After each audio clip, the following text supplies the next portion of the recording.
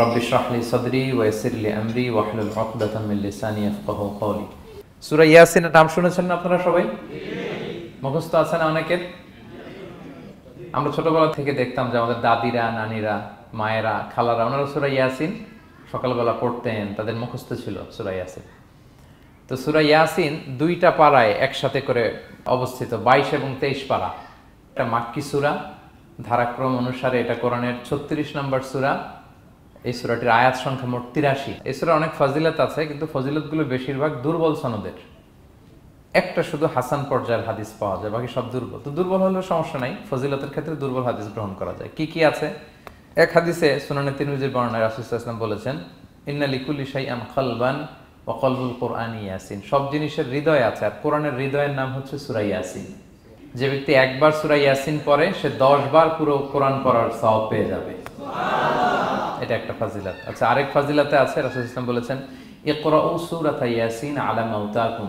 তোমাদের মুমূর্ষদের সামনে বসে সূরা ইয়াসিন পড়ো। মৃত্যু পথযাত্রী এখনই মারা যাবে, অসুস্থ হয়ে পড়ে আছে, তাদের যাতে কষ্ট কম হয়, লাঘব হয়, রাসূল সাল্লাল্লাহু আলাইহি ওয়াসাল্লাম বলেছেন সূরা ইয়াসিন তার সামনে বসে পড়ো। কেন? এটা আমি সামনে বলবো। এগুলো দাঈফ সনদের। হাসান পর্যায়ের একটা মাওকুফ হাদিস আছে, ইবনে আব্বাস রাদিয়াল্লাহু তাআলা আনহু বলতেন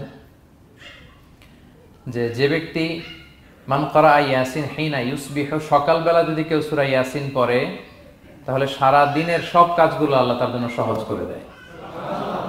আবার রাতে যদি কেউ সূরা ইয়াসিন পড়ে, সারা রাতের সব কাজ তার জন্য আল্লাহ তাআলা সহজ করে দেয়। এবং ইবনু কাসির ওনার তাফসির মিন তাজরিবাতিহি, মানে তার এক্সপেরিয়েন্স থেকে, কোনো হাদিস দলিল না, ওনার অভিজ্ঞতা থেকে বলেছেন যে আমি যখনই কোনো বিপদে পড়েছি, সূরা ইয়াসিন তেলাওয়াত করার পর আল্লাহ তাআলা ওই কাজটা আমার জন্য সহজ করে দিয়েছেন। তো এখন সূরা ইয়াসিন বেশি বেশি তেলাওয়াত করবেন তো নাকি? ইনশাআল্লাহ। মাশাআল্লাহ, ঠিক আছে। মাক্কি সূরাগুলোর মূল প্রতিপাদ্য বিষয় হচ্ছে তাওহীদ, রিসালাত, আখিরাত। মাক্কি সূরাগুলো সাধারণত তাওহীদ, রিসালাত এবং আখিরাত নিয়ে কথা বলে। সূরা ইয়াসিনও তার ব্যতিক্রম নয়।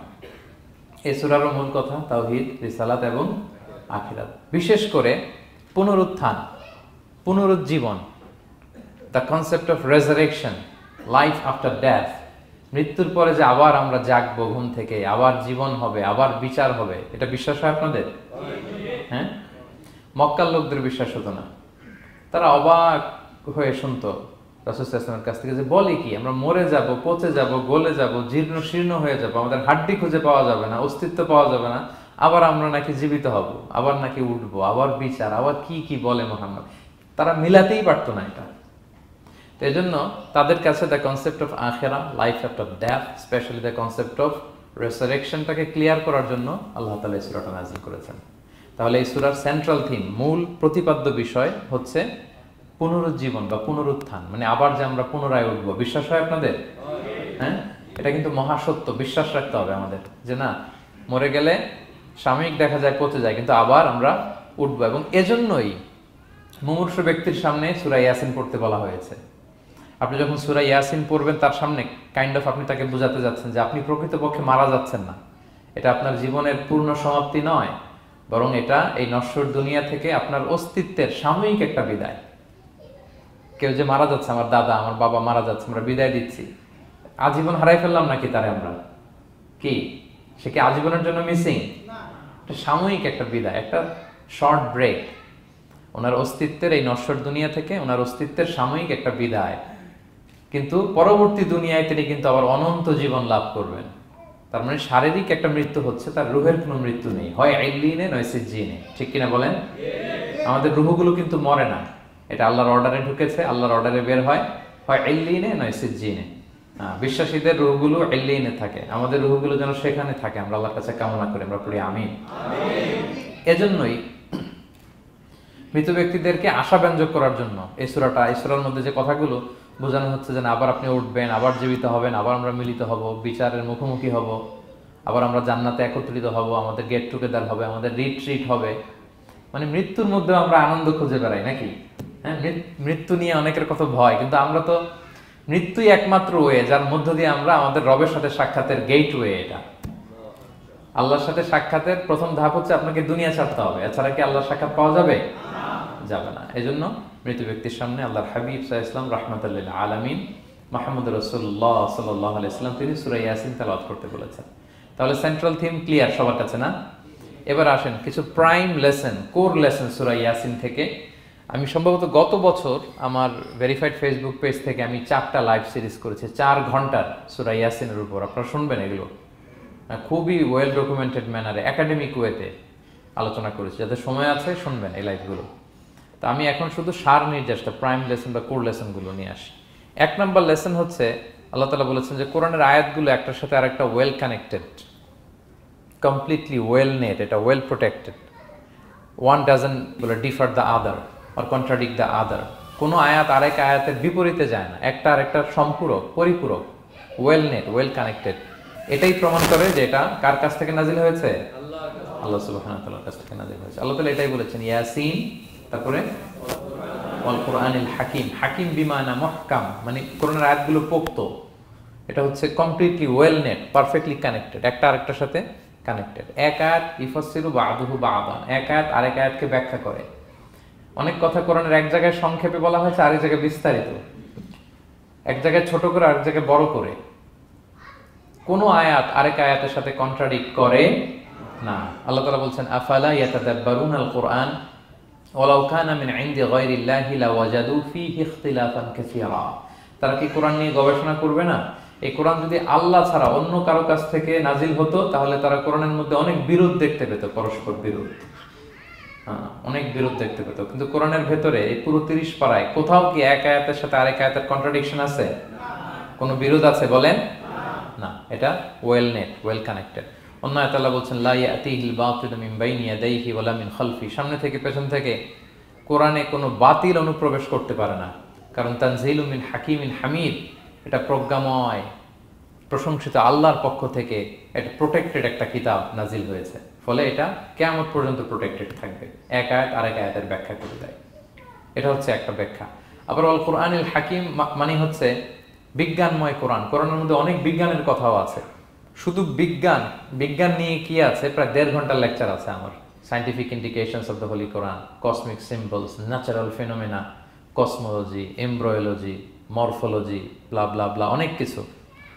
কিভাবে এই পানি উপরে যায়, ওয়াটার সাইকেল, হাইড্রোলজিক্যাল সাইকেল, বৃষ্টি হয়, সূর্য কিভাবে ডুবে ওঠে, চাঁদ, তারপর মহাবিস্ফোরণ, বিগ ব্যাং থেকে শুরু করে মায়ের পেটে বাচ্চার ভ্রূণ কিভাবে ডেভেলপ করে, যত কসমিক সিম্বল আছে কোরআনে, এটা নিয়ে আমার 1.5 ঘন্টার একটা কোরআনের সায়েন্টিফিক ইন্ডিকেশনাল লেকচার আছে। তো সেদিকে আমি যাব না। তো আল কোরআনুল হাকিমের 2টা ব্যাখ্যা হয়। এক হচ্ছে মুহকাম, মানে কোরআনের আয়াতগুলো প্রোটেক্টেড, কানেক্টেড। আরেকটা হচ্ছে কোরআনের আয়াতগুলো বিজ্ঞানসম্মত, বিজ্ঞানের সাথেও কন্ট্রাডিকশন করে না। কিছু যদি অমিল থাকে বিজ্ঞানের অপেক্ষা করা উচিত। বিজ্ঞান সামনে আরো শিখবে, আরো জানবে, আরো ডেভেলপ হবে, তখন বারবার বিজ্ঞানের মাথা কোরআনের দিকে নিচু হয়ে আসবে। ঠিক কিনা বলেন?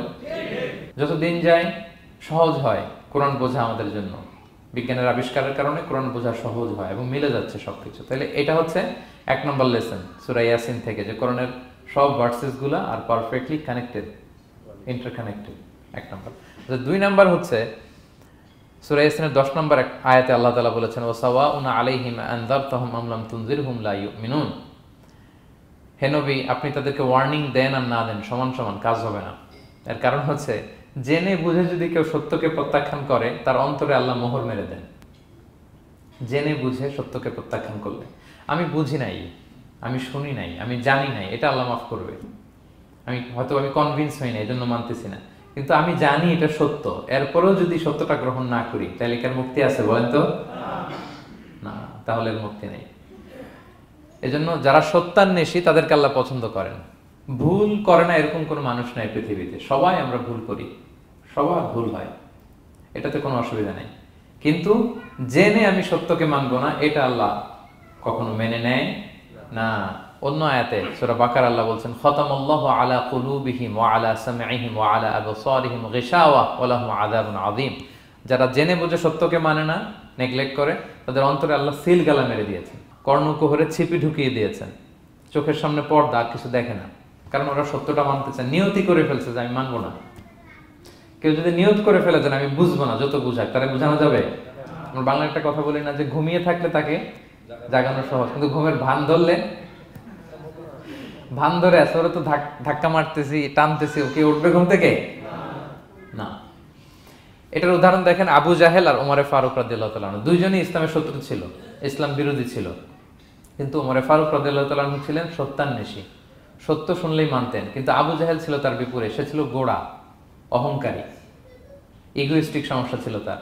সে জানতো যে আল্লাহর হাবিব সাল্লাল্লাহু আলাইহি ওয়াসাল্লাম আল্লাহর পক্ষ থেকে নাজিল হওয়া আসা একজন রাসূল, কোরআন আল্লাহর পক্ষ থেকে নাজিল হওয়া একটা কিতাব, জানার পরেও সে মানে নাই, ফলে তার নসিবে হেদায়েত জোটে নাই। কিন্তু ওমর ফারুক রাদিয়াল্লাহু তাআলা আনহু কিছুদিন পরেই উনি শাহাদা পড়ে ফেলছেন, এবং রাসূল সাল্লাল্লাহু আলাইহি ওয়াসাল্লাম দোয়া করেছিলেন যে আল্লাহ, আল্লাহুম্মা আইজ্জাল ইসলাম বি আহাব্বি হাযাইনির রাজুলাইনি ইনদাক, আল্লাহ দুজন লোকের যাকে তোমার ভাল লাগে তাদের একজনকে ইসলামের ছায়াতলে এনে তুমি ইসলামটাকে শক্তিশালী করো।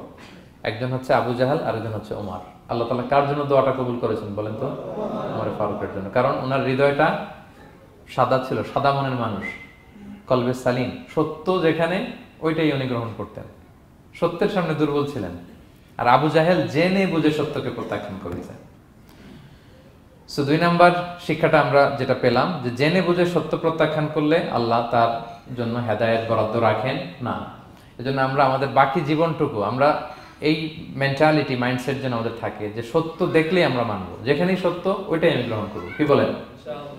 এটা আমার দলের বিরুদ্ধে গেলে, বাবার বিরুদ্ধে গেলে মানতেই হবে আমাকে। সত্য যেখানে আছে ওখানেই আমাদেরকে ছুটে যেতে হবে।